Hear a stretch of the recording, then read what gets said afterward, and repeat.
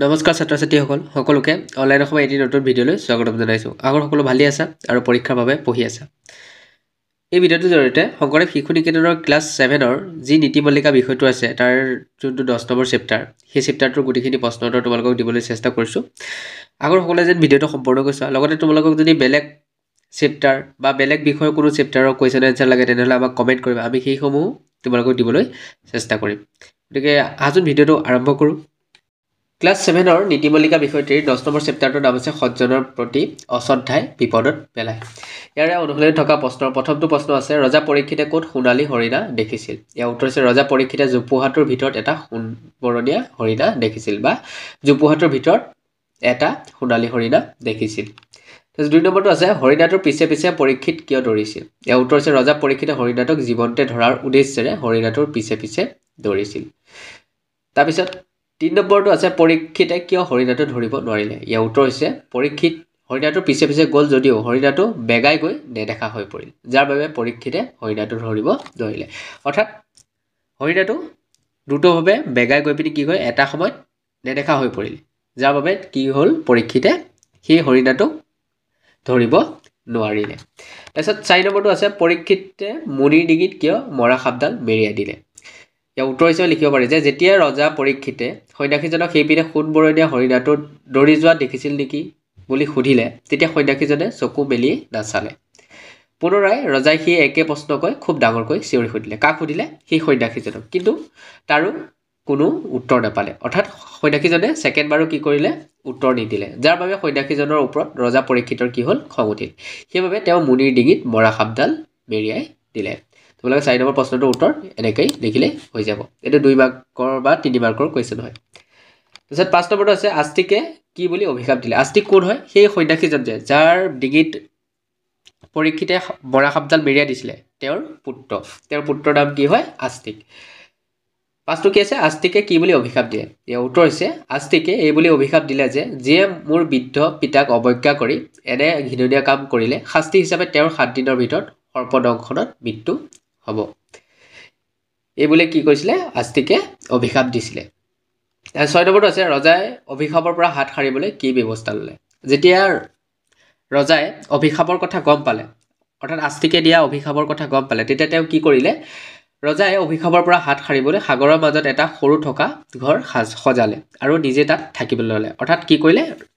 সাপৰ পৰা বাচিবলৈ তেওঁ সাগৰৰ মাজত এটা সৰু ঘৰ বান্ধিলে আৰু তাত কি হ'ল তেওঁ থাকিবলৈ ল'লে।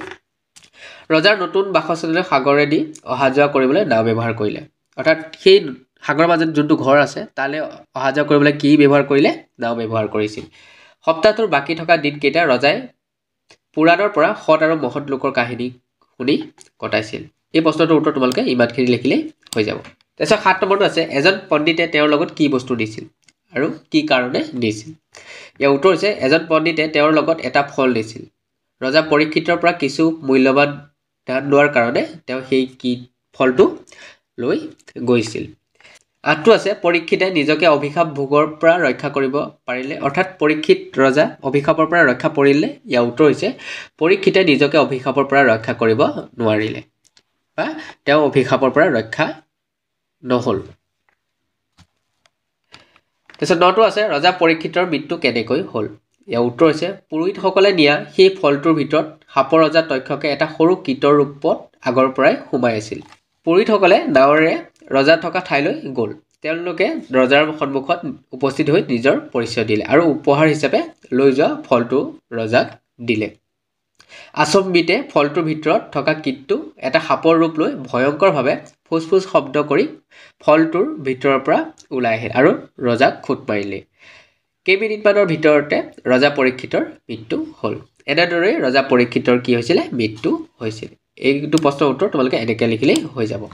তাৰপিছত 10 নম্বৰ আছিলে এই চেপ্টাৰটোত থকা অনুশীলন থকা শেষৰটো প্ৰশ্ন হৈছে, এই সাধুটোৰ পৰা কি শিকিলা? ইয়াৰ উত্তৰ হৈছে সৎ আৰু মহৎ লোকক কোনো অৱস্থাতে অৱজ্ঞা কৰা উচিত নহয়।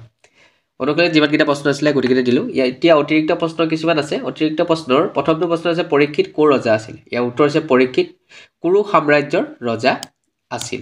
তাৰপিছত 2 নম্বৰটো আছে, কোনে ৰজা পৰীক্ষিতক অভিশাপ দিছিল? ইয়াৰ উত্তৰ হৈছে সন্যাসীজনৰ পুত্ৰ আস্তিকে ৰজা পৰীক্ষিতক কি কৰিছিলে? অভিশাপ দিছিল। হ'ল তাৰপিছত 3 নম্বৰটো আছে সাপৰ পৰা ৰক্ষা পাবলৈ ৰজাই ক'ত ঘৰ সাজিছিল ইয়াৰ উত্তৰ হৈছে সাগৰৰ মাজত তাৰপিছত 4 নম্বৰটো আছে কোন সাপে ৰজা পৰীক্ষিতক দংশন কৰিছিল বা কোন সাপে ৰজা পৰীক্ষিতক খুটিছিল উত্তৰ হৈছে সাপৰ ৰজা তক্ষকে পৰীক্ষিতক দংশন কৰিছিল তাৰপিছত 5টো আছে খালী ঠাই পূৰ কৰা ইয়াৰ প্ৰথমটো হৈছে পৰীক্ষিত হৈছে ডেছ নাতিয়েক ইয়াৰ উত্তৰটো হ'ব পৰীক্ষিত হৈছে অৰ্জুনৰ নাতিয়েক অৰ্থাৎ খালী ঠাইডোখৰত কি হৈছে অৰ্জুনৰ তাৰপিছত বিটো আছে পৰীক্ষিত মৃগয়াৰ উদ্দেশ্যে ডেছ অৰণ্যত সোমাল ইয়াৰ উত্তৰ কি হ'ব পৰীক্ষিত মৃগয়াৰ উদ্দেশ্যে অতব্য অৰণ্যত সোমাল অৰ্থাৎ খালী ঠাইডোখৰত কি হৈছে অতব্য তাৰপিছত চিটো আছে অৰ্থাৎ শেষৰটো প্ৰশ্ন হৈছে ডেছ হৈছে সাপৰ ৰজা ইয়াৰ উত্তৰ কি হৈছে তক্ষক হৈছে সাপৰ ৰজা অৰ্থাৎ খালী ঠাইডোখৰত কি হৈছে তক্ষক এইখিনি আছিলে এই চেপ্টাৰটোৰ গোটেইখিনি প্ৰশ্নৰ উত্তৰ